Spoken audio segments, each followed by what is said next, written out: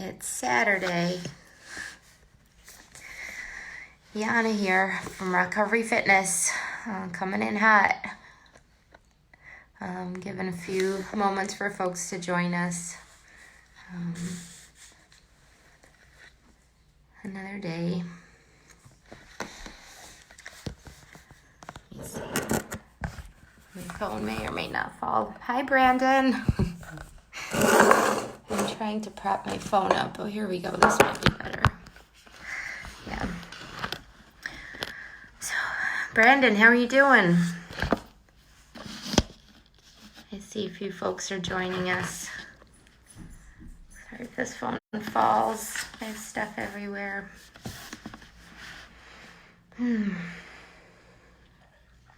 So, Marty, hello. Nice of you to join us. It's weird because I see like a count of who joins us and then sometimes names pop up, but they're not the same as the count. So if I'm not saying your name, it's because it didn't come up in the notification, but I try to make sure to say hi to everyone that comes in because it's always really good to have you. Emily, what? Hey there. Thanks for joining, guys. So it's another day. It's Saturday. I hope you guys that listened in yesterday, Emily, what up? I hope you guys that listened in yesterday took my advice and did something good for yourself last night, and I'm hoping you brought it into today as well. As we're going, share with me what was your self-care. What was your self-care thing that you did for yourself, obviously, yesterday? Hey, Jessica. Good to see ya. Last night I did my Friday night date night with the pups, lit some candles. I watched my first episode of Ozark. I guess it's the new it thing. I don't really get a lot of time to watch TV, so it was kind of cool. I liked it. I might do that again tonight. I am painting, which feels like always. Probably just for a little bit, and then I'll watch some TV. Today, my self-care was I went to the park with the doggies, and that was really nice. I took them for a walk. It was a little muddy. They got dirty, but they were happy. Let's see. Adam, hey! I was just talking about a little social distancing hike. It was really good to get outside. It was really good to be in nature. Some days this weekend really, I've just been feeling unmotivated. I didn't really do any working out today, yesterday even. Just kind of, I don't know. It just is. You know, sometimes I'm so used to like the real highs or the real lows, and I'm not experiencing either. I just am kind of steady, you know, not feeling overjoyed, but not feeling sad or overly depressed. I had a really great conversation with a friend that made me think of some of these things. This idea of, we've touched on this before, of want versus need, you know. Yelena, my mom joined. Check you out.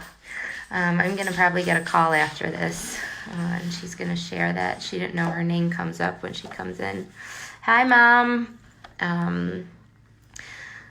So this idea of wants and needs, right? And the idea of the grass is always greener on the other side, right? Like, did we not ask for this? The social distancing or the physical distancing?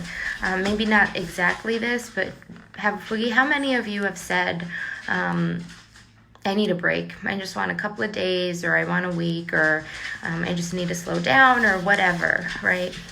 So I think about that. Like, I know I have. I know I've said I just need some time to fix things around the house, or paint, or this or that, or just to do nothing, right? But now that I have it, it's lonely, right? And I want to go back. So it's like this constant want of something that I don't have, this constant want for things that keep me out of today, keep me out of my needs, right? I need connection. That's not a want. I need connection. I need food. I need shelter. I need my immediate needs to be met, right? But the wants, those kind of get me in trouble sometimes because it takes me out of appreciating what I have. I'm so grateful that I'm alive. I'm so grateful that I'm not dying or I'm not sick. It's a really scary world out there. Hi, Holly. Thanks. I think it's the camera maybe or the light. I don't know. Holly complimented my skin, so thank you. I'm not wearing any makeup. But, no, lost my train of thought. I'm sorry, I'm grateful, right, living in gratitude that I'm not one of the folks that's sick. I'm not one of the folks that's in active addiction. My immediate needs are met. May not be what I want per se, right? But it actually is what I want, because everything that I need, I have. I talk about sometimes, and this ties into my next sort of idea around like spirituality, right? And not religion. This isn't about like God or whatever works for you. It's really about a spirituality. And I find my spirituality and my kind of relief when I'm in a tent, when I'm in the woods, when I'm backpacking. And what I've learned by doing that is I don't need very much.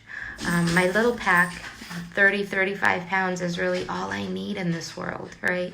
It has my tent, it has my sleeping bag, I carry my own food, I have the pups with me. I'm away from all the stress of day-to-day life. If I'm lucky, I don't have any service, Everything I need, I have. The things that I want, it's sort of like the deadly sins, the greed and things like that. Not that there's anything wrong with wanting, but sometimes it takes us away from the present. It takes us away from being appreciative and grateful for what we have today.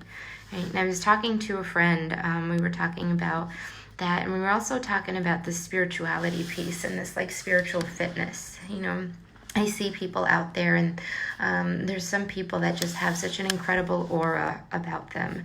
They just carry themselves with such grace and such peace, right? Like you could see that oozing from them. It's something that's really attractive to me. I'm attracted to those people. I want them to be in my friend circle because I want to learn from them. Right? But when everything's going good in my life, I feel like I'm floating on air. I feel like I'm so spiritually connected, right? But it's because things are going good, right? True spiritual fitness or spiritual connections are tested and happen in those times that are challenging for us. And it's what we do when we're hurting. It's what we do when we're struggling. That's really sort of a good meter of where we are in our spiritual life and our connection with ourselves, right? If I haven't been in the woods for a while, I haven't gone on a hike for a while, I could feel it. There's such a sense of relief when I step onto a trail. It just feels like the trouble of the world fall away from me. And I wonder what that is for other people. What is that thing that brings you peace? Cassie, yes, having this time makes me so thankful for my family. Isn't that such a gift? I think we're going to come out so much stronger with so many insights, so much awareness. We're going to learn so much from this. And it is absolutely challenging, right? But if you look at another friend, Adam and I were talking about pollution, right? Like our earth, our world needed a break. The amount of pollution, the amount of greed, even Adirondacks, the park's closed. There's no camping there. Well, they needed a break from us because even before that, the trails are being eroded. They're so overused because so many people are flocking there, right? We've just been, some people might agree, might not. Maybe I'm going off somewhere on a tangent, but some people might argue that we are the virus that's destroying all the beauty in this world and on Earth. Right, this want for bigger things, for better things, for more things. Have you seen, this was a while ago, a coffee mug. I was in Best Buy and I saw a coffee mug, and it's like Bluetooth, so you could control it from your phone, so if you want to like heat up your coffee, you put it in your phone and your coffee is warm. That's like a level of extra that I don't want in my life.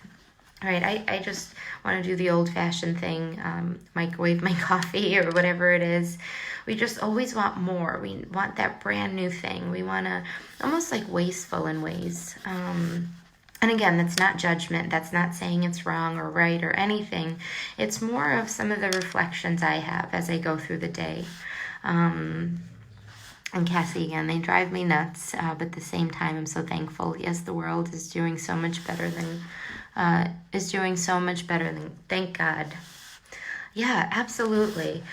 We needed this break to see what's really important in our lives, to really see some of the truths about ourselves. If we're struggling to sit still in our own skin, if this is a time we're facing ourselves, it's, challenging, difficult, heavy times, but that's where growth happens. Getting outside of our comfort zone, right, essentially. But also knowing when to ask for help and how to ask for help. Sorry, I'm super fidgety. I have the comments coming up, so I'm trying to pay attention to the comments, but I realize my fingers and my hands are in the screen, so I'm just fidgeting a lot, so I'll try not to do that. I had a lot of coffee, sorry. So really gaining some insights on where we are. All of this is making me thankful and appreciative for the simple things. Thanks, Adam. It really, really is. Something is, I've gotten messages or calls, or I've gotten some news that isn't great about people hurting, about people struggling this past week, quite a few. And it just makes me so thankful for my recovery. And it makes me so thankful for my recovery community. Because I can reach out and I can talk to people, and it's okay to ask for help. And I'm glad that people see me as someone they could ask for help from, too. It goes both ways. I'm not invincible by any means. I'm just another injured soul trying to do the best that I can. So yeah, about... really just sitting in the moment, being able to reach out, being able to connect with others. Addiction is a disease that's full of shame and full of isolation. And even though we're isolating, we don't have to use, we don't have to drink. We know a better way, we know a different way. We know isolation is like the devil's playground, right? It's really... I'd say dangerous for people in recovery, probably for all, but I know for many of us it's really hard to isolate, to be away, to not feel a part of. And I think we as a community are seeing folks that are really struggling in their sobriety and with their recovery during this time. I'm learning of a lot of people that may be having a return to use or just struggling in different ways. And I just want whoever's out there to know that there's help out there. You're not alone. You don't have to suffer in silence. There's no shame in asking for help. There's no shame in having substance use disorder. There's just no place for shame here. We're in this together. We're family. I'll always be available if anyone wants to talk. I know the rest of my team will too. I'm really fortunate to be where I am, to have the things that I have, right? And I don't mean like the physical material things. I mean the emotional things, the connections, the healthy friendships and relationships based on truth and honesty and acceptance, non-judgmental. That really is an incredible gift that I didn't have when I was in active addiction. So please know there's help out there. Please don't give up. Don't give up no matter what. There's a way out of this. And if you're struggling out there, if you're having a hard time getting into treatment or a hard time getting your chronic health condition, right? Addiction is a chronic health condition that requires treatment, and there's medical treatment for it. If you're experiencing barriers to getting the help that you need, please let us know. We will go to bat for you no matter what. And we will make sure you get the help that you need. There's a lot of changes in regulations and guidelines and restrictions and just like red tape that we will not tolerate. Just very simply. So if you're struggling, if you need help, if you need support, even if it's just to talk to, or if you're facing barriers to getting your needs met and treatment for substance use disorder is a need, please let us know. That's really important because someone that is a diabetic, right, or someone that has a heart condition isn't going to be turned away for their treatment, and neither will we. So reach out, ask for help, do something kind for yourself. Are you guys sleeping? Are you guys eating? Staying hydrated? Really, really important things. If you're not, that's something to look at. Because if you think of your body, think of your body as a car. If there's no gas in it, if it's not oiled properly, and you're not doing the proper maintenance, it's not going to run, right? So a friend of mine says, feed the machine, and it's really, those things are really important. If you think of like hierarchy of needs, those are right up there, some of the most important things. And if you start to get if you're eating right, and by right I mean regular meals, not like, you don't have to be a super healthy, don't eat anything that's quote unquote bad. I don't like saying food is bad or good, it just is. Food is fuel, and not labeling foods, but really making sure that your body gets the nutrients and the nutrition and the vitamins it needs. Make sure you're drinking plenty of water. These are simple things that make a huge difference. I know for me, there are a lot of times I run around and I don't feel like eating, or I've meal prepped, but I'm tired of eating what I've made for the week. I feel the consequences, because sometimes I won't eat, or I'll skip a meal, I'll eat something quick on the go, and I feel it. I'm lethargic, my joints or my bones might ache, all sorts of weird things, and it's all dependent on nutrition, hydration, and sleep. So make sure you're taking good care of yourselves. If anyone would share what self-care thing did you guys do last night or today, if you type it in the comments, I'd love to hear from you. Love to hear what you guys did, so throw it in there. And continue to do those things. Continue to be kind and gentle to yourself. Tomorrow is Sunday. Let's stay in today. Today is Saturday night. There's plenty of pretty fun things that you can do, whether it's, I don't know, if you like playing games with your family. There's great shows. Holly washed my hair finally and gave myself a nice blowout. Check you out. I love that you said that, because last week I didn't wash my hair like all week. I kept wearing this hat so you couldn't tell. And when I finally washed it, it just felt so good. I mentioned that yesterday, those little simple things like getting dressed or washing your hair or putting on makeup or whatever it may be, grooming your beard. I don't know. I don't know what guys do. Those little things make a big difference.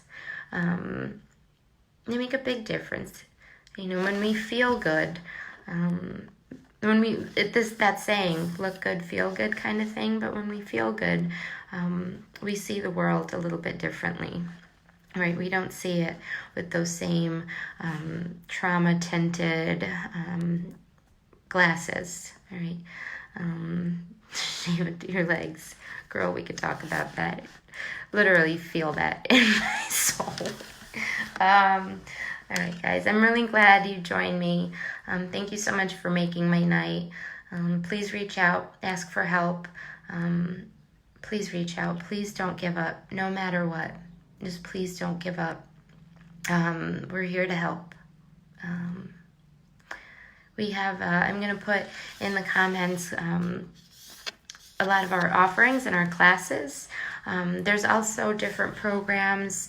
There's different mutual aid meetings. There's actually a program to get cell phones during this time, I believe from Oasis. I'm going to share a bunch of links in the comments once I get off this feed. Information for you to have about our classes and different things like that. So thanks, guys. Have a wonderful Saturday night. I will see you tomorrow. And reach out. I'm around tonight if you want to chat. All right? Bye, guys. Love you lots. Bye.